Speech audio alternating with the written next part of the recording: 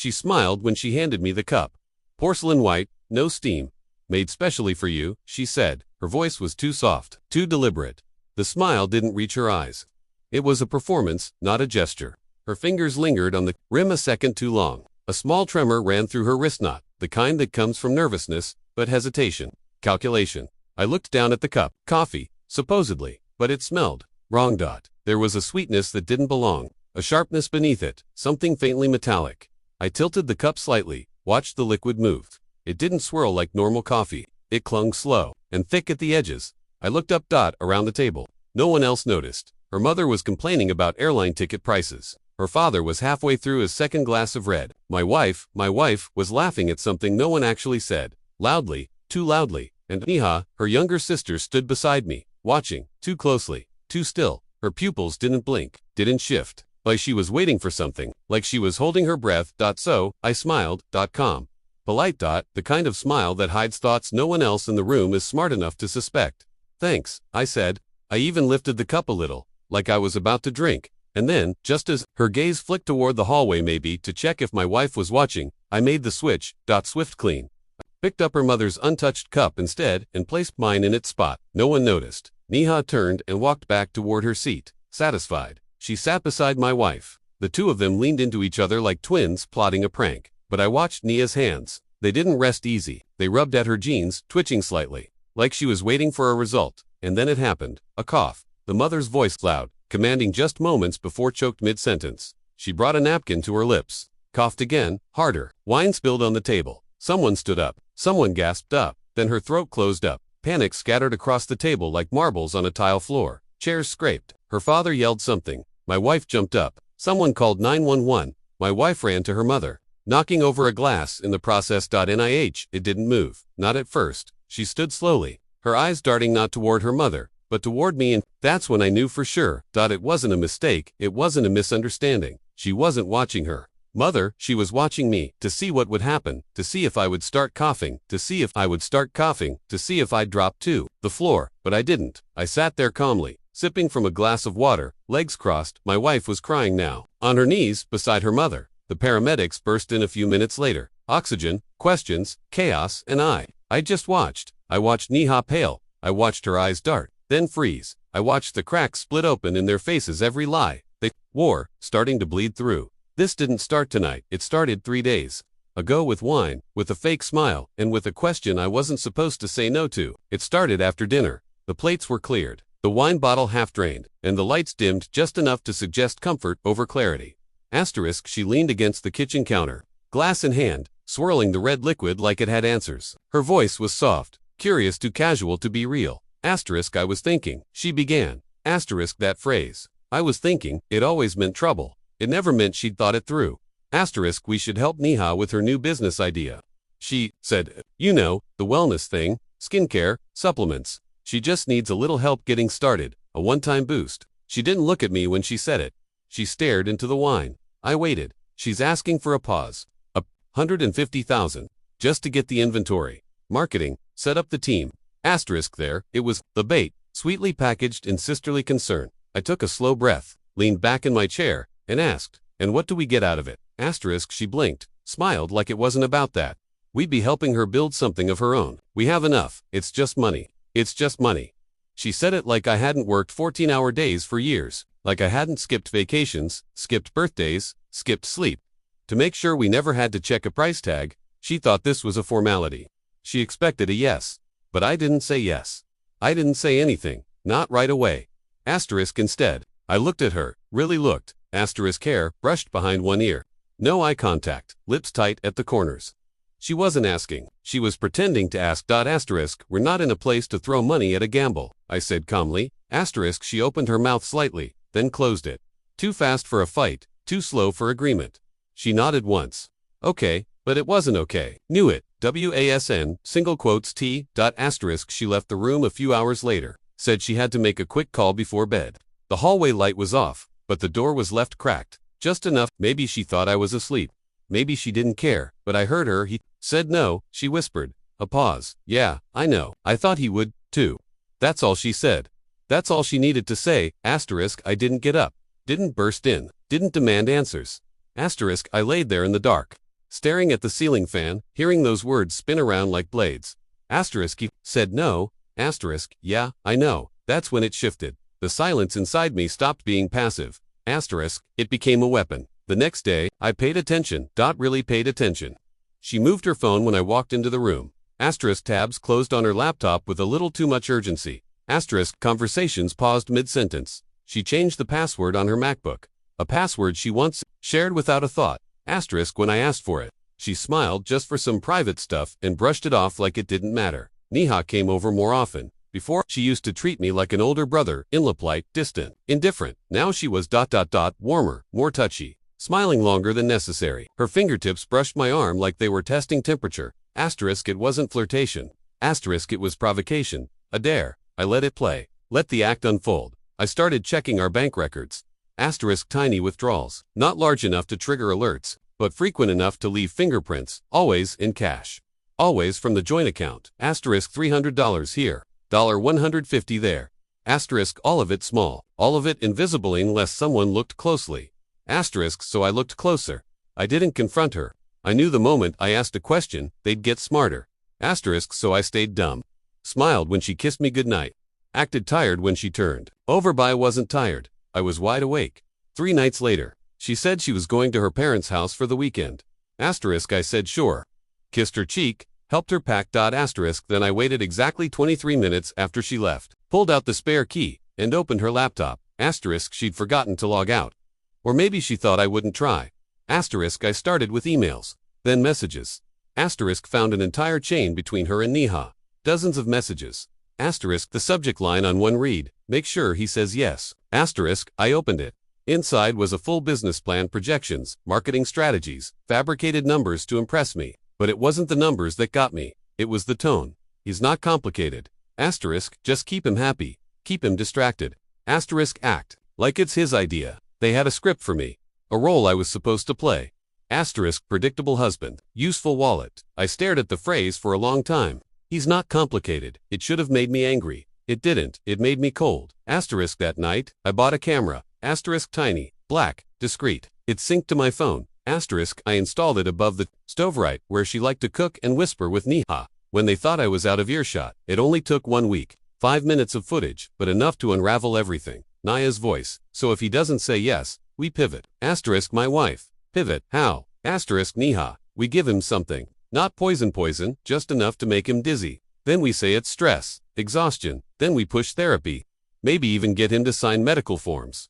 Worst case, we go the health route and get temporary control over the money. Asterisk, my wife. Laughing. You're insane. Asterisk, Neha. I'm effective. Asterisk, more laughter. Clinking glasses. I watched the video once for the information, then again for the pain. Asterisk, then I emailed it to myself twice, backed it up to a hard drive, sent a copy to my private cloud, and waited for family dinner. I didn't sleep the night before the dinner, not because I was afraid, because I was focused. There's a stillness that comes when your mind shifts from emotion to execution.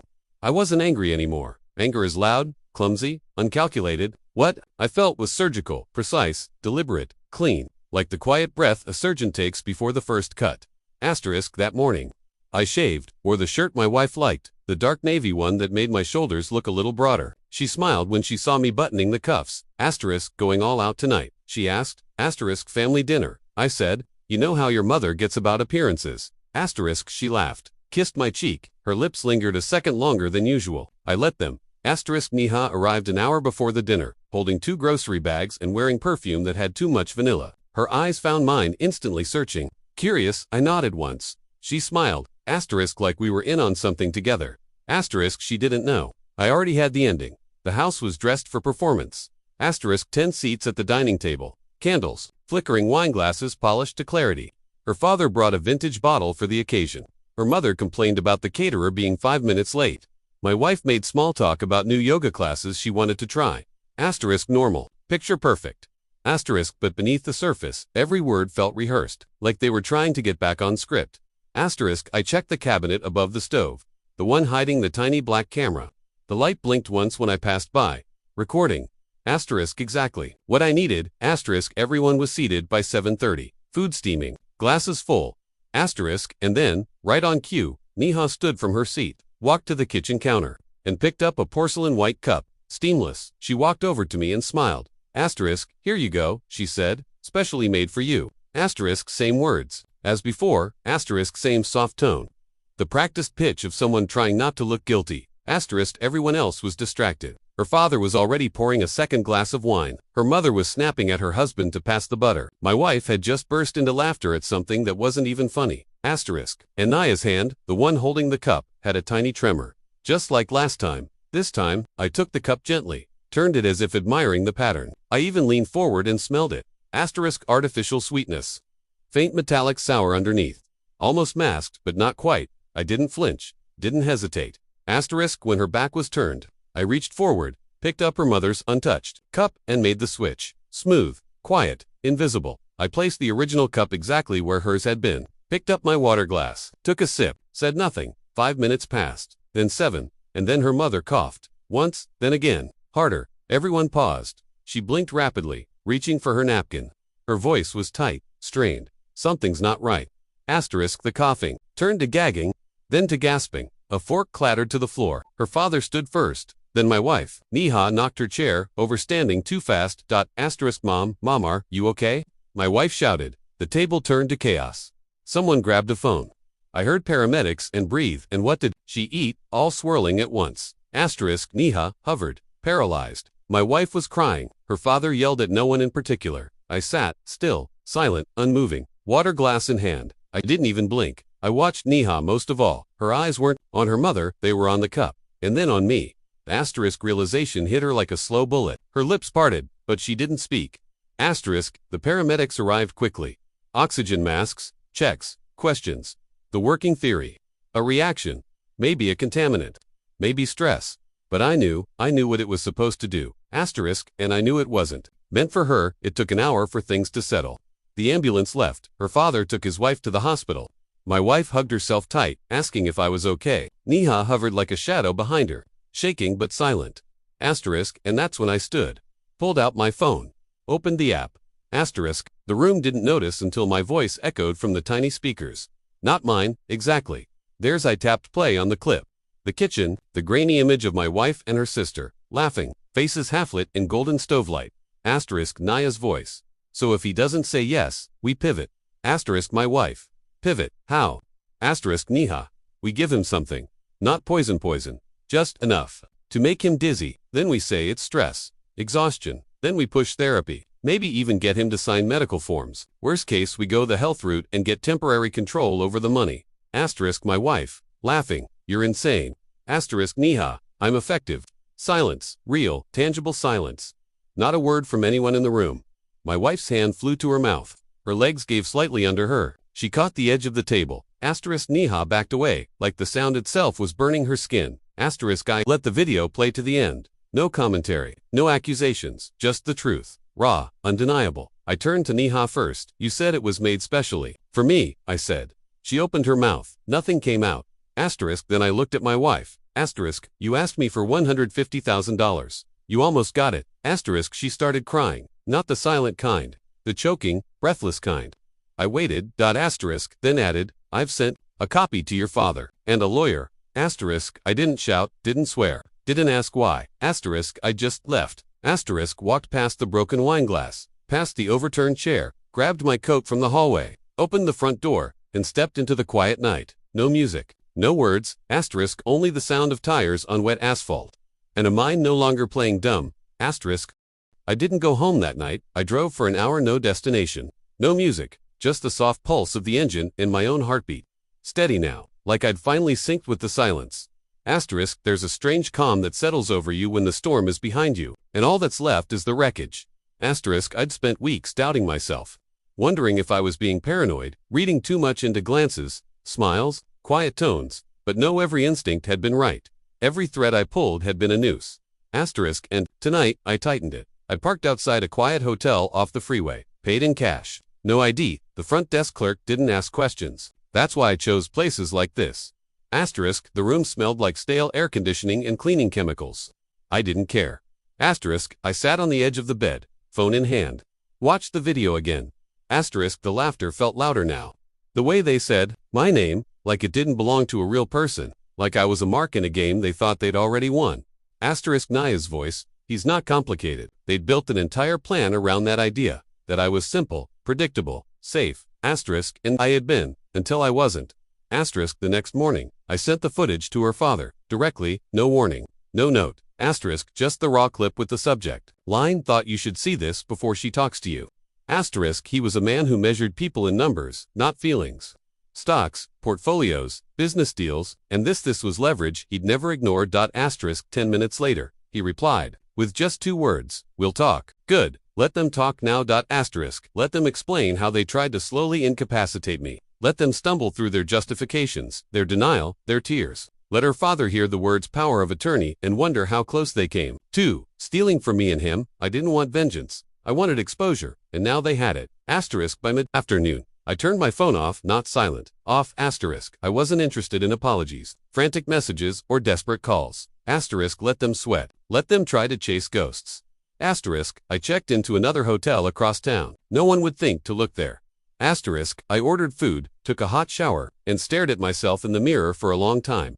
Asterisk, and here's what I realized. I didn't feel victorious. I didn't feel relieved. I felt clean.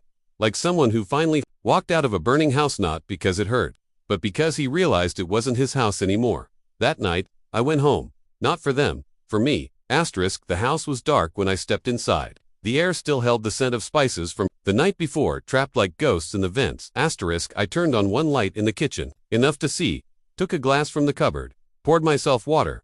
Asterisk I walked past the dining table, the scene of the switch, and I paused. The 2 cups were still there, untouched. The porcelain one hurt sitting quietly like nothing had happened, and beside it, the one her mother had sipped from. Asterisk the evidence was gone, of course. She'd probably cleaned up the scene, wiped away the mess, maybe even replaced the cup, but I didn't need proof anymore. Asterisk everyone had already seen it, heard it, and no one had denied it. Asterisk the door opened quietly behind me. Asterisk I didn't turn. Asterisk I knew it was her by the way her keys dropped, soft and deliberate, into the bowl by the door. Then footsteps, slow. She stopped at the threshold between the hall and the kitchen. Asterisk I didn't know she'd actually put something in it. She said, asterisk her voice was shaky, like it had been wrung out and twisted. Asterisk I took a sip of water. Didn't look at her. You said just enough to make him dizzy. I replied. Silence. She stepped closer. It was never about hurting you, it was just about slowing you down, making you rest, so you'd be more open. Asterisk open. I turned to her, finally, voice calm, or controllable. Her eyes welled up, but I didn't trust the tears. Not anymore. You weren't supposed to find out like this, she whispered, but I was supposed to fall apart, quietly, while you and your sister coached my breakdown and wrote the ending for my money. She said nothing. I stepped around the island, slowly closing the space between us. Asterisk, do you know the part that really stayed with me? I said. Out of all of it, she looked up. You said, he's not complicated. Her mouth opened slightly, a breath caught in her throat. That's how you saw me. That's how you both saw me. I leaned in, close enough that she had to hold her breath, and that's exactly why I saw you before you saw me. I walked past her, toward the stairs. She didn't follow. I paused at the bottom step. You'll be hearing from my lawyer, you and Neha. Your dad already has the video. He's not happy. Asterisk, I didn't mean for it to go this far, she said. I didn't know how to stop once we started. Asterisk, I nodded once. That's the thing about poison. Once it's in the system, it keeps going, whether you meant it or not. That night, I slept in the guest room. Asterisk in the morning. She was gone, and this time, I didn't wonder where. I didn't rush the divorce, not because I had doubts, I didn't, asterisk, but because I wanted the truth to rot in their hands a little longer. Asterisk let it settle. Let them carry it through every conversation, every family gathering, every shared glance. That used to be private. Let it eat at them. Some truths don't need consequences. Asterisk, they are consequences. 3 weeks passed. Asterisk I moved out 2 days after she left the house. Took only what was mine. Left the wedding photos, the shared furniture, the expensive art, she said, represented us. There was nothing left to represent. I rented a short-term apartment. Sparse, quiet, unfurnished at first, but it was mine. Every night, I sat near the window and let the city move without me. No cameras, no whispers, no poisoned coffee, just quiet. Asterisk Neha tried to contact me once. Asterisk she sent a voice note instead of a text. Asterisk it began with, I didn't know she was going to actually do it, and ended with, I wish you'd given me a chance to explain. Asterisk I never listened to the middle. I deleted it without saving. You don't negotiate with people who bet on your breakdown. Asterisk the lawyer made quick work of the case. I showed him the video. the messages, the bank withdrawals. Asterisk, he didn't say much. Lawyers rarely do, but the nod he gave me when it ended, short, satisfied. Surgical told me everything I needed. Her father got involved too. He didn't try to protect them. Asterisk, no threats. No shouting matches, just a financial freeze and a curt legal notice, sent to both of them. Asterisk, apparently. When you try to manipulate someone into giving you 6 figures under false pretenses and suggest drugging them to get power of attorney, investors and families get spooked. Her business died before it launched. I didn't have to lift a finger. A month later, I ran into my wife, or ex-wife. Technically, we were still legally bound, but emotionally, spiritually, she was a stranger now. Just a woman I used to know. She was standing in line at a pharmacy. Hair in a bun, no makeup, same shoes she used to wear when she cleaned the kitchen late at night. She turned, saw me, froze. She took one step forward, like maybe she was going to speak. But I turned away before she had the chance. Asterisk, not because I was bitter. Asterisk, because there was nothing left to say. That night, I poured myself a drink, not wine, not whiskey, just water. Cold, clear, honest. Asterisk, I sat at the kitchen table in my new place, staring at the glass. Asterisk, no aroma, no sweetness, masking something foul. No games, and I smiled. Not because I had won, not because they had lost, but because now, they knew what I was capable of. Asterisk, people think betrayal burns. It doesn't, it freezes. Asterisk, it seals something inside you, wraps it in frost and silence and memory. It stops being about love or pain or closure. It becomes a locked room. Exit. No light, just truth echoing off the walls. She thought I'd never notice. She thought I'd drink the cup. She thought I was simple, but I wasn't. I played her game, and I played it better. Epilogue. Months passed. The divorce finalized. The video, though never made public, lived in 3 safe places. Just in case. Asterisk, her sister moved out of state. Apparently, tried to rebrand, but the internet never forgets, and neither do lawyers. Asterisk, I heard from her father once. Just a line in an email. Asterisk, greater than next time. Trust your instincts sooner. Maybe he meant it as advice. Maybe as apology. Didn't matter. I was done needing anyone to validate what I already knew. I wasn't complicated. I was careful. Final line. Asterisk, they thought I was the mark. Turns out, I was the mirror. And I made them look. That completes your 5-chapter, approximately 5,000-word psychological revenge story. Based on the original concept. Asterisk, they tried to drug me to gain control of my money. I found out and let someone else drink it instead. Asterisk,